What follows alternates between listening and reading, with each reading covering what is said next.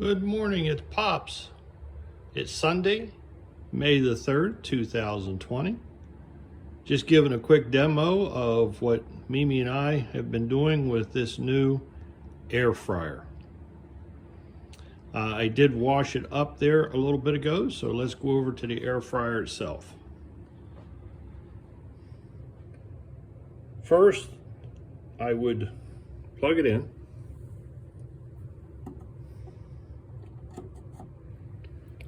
Then I'll come over and I'll set the temperature setting from off all the way up to the top, which is 400.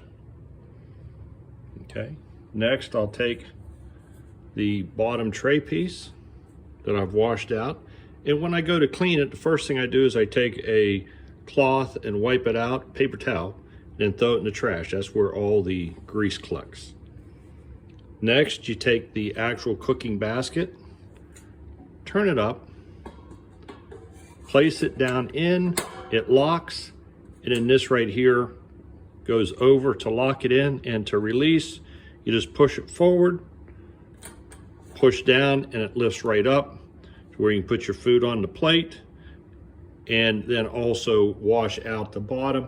But again, I take a paper towel, wipe around, it gets the droppings out, and then I wash it. In fact, sometimes that's as clean as it needs to be. Okay, I'm putting it back in, okay, and locking it in place. Next, take a can of Spam. Though Mimi and I have found out that what you want to do is get the original pan. If you use the high temperature one that we got for a grill, because that's all we could find during COVID-19, it's a higher temperature, and it kind of leaves an after crust on. Doesn't affect the food any though. So I'll take the lid off, give it a quick spray. Okay, that's it.